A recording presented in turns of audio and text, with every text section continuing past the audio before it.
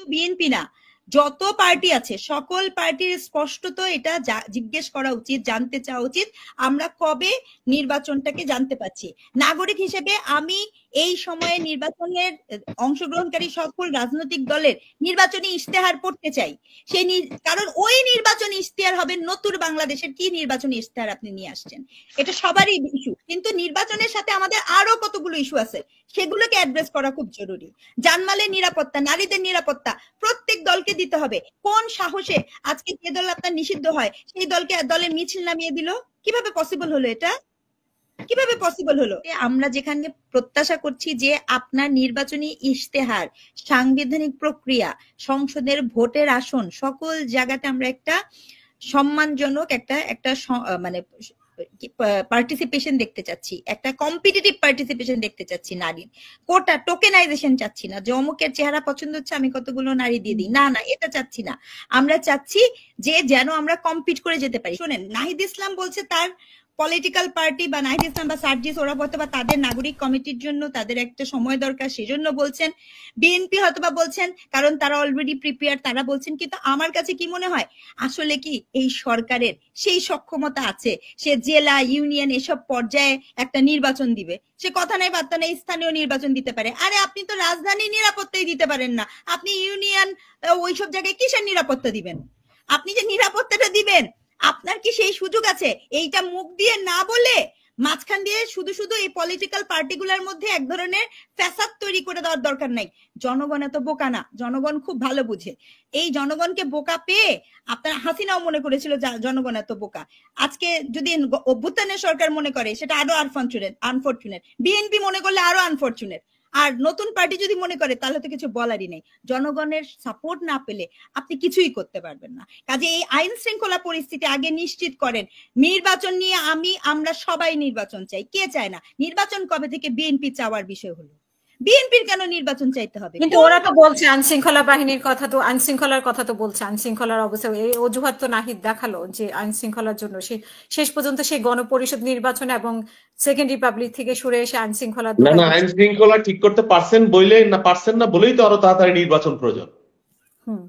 আপনারা পারছেন না।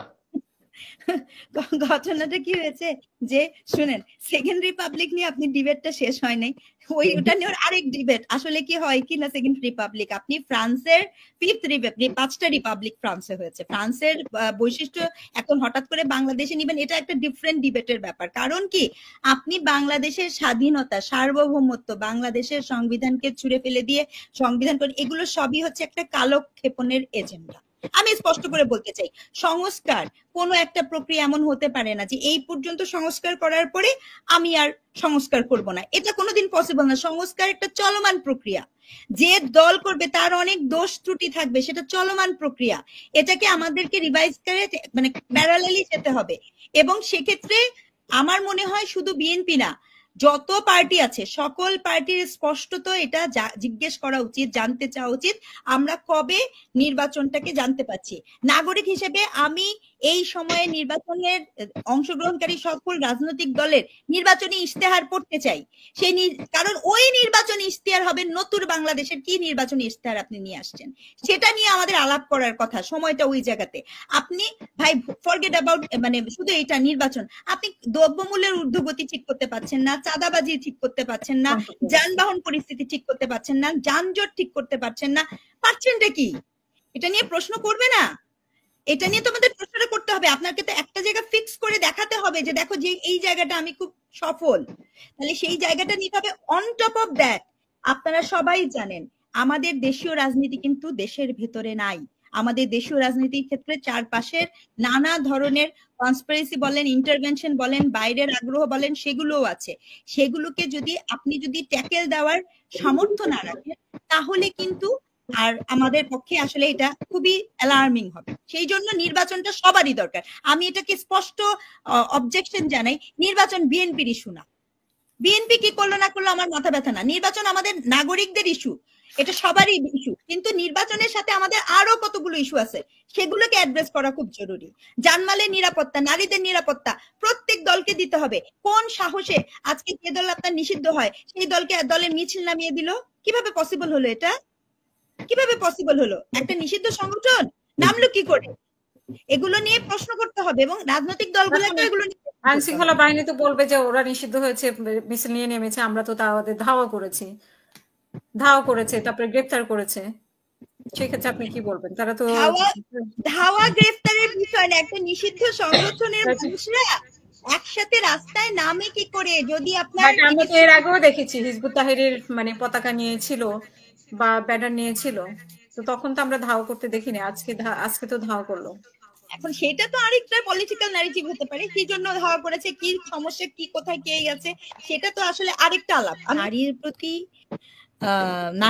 প্রতি বিদ্বেষ এটি কোনো একক ব্যক্তির বিষয় না, এটি কোনো দলের বিষয় না, এটা কি সকল সময়ে হয়েছে। যখনই আপনি খেয়াল করবেন ত্রাস সৃষ্টি করার চেষ্টা করা হয় কোনো সমাজে, তখন সেখানে টার্গেট গ্রুপ হয় নারী।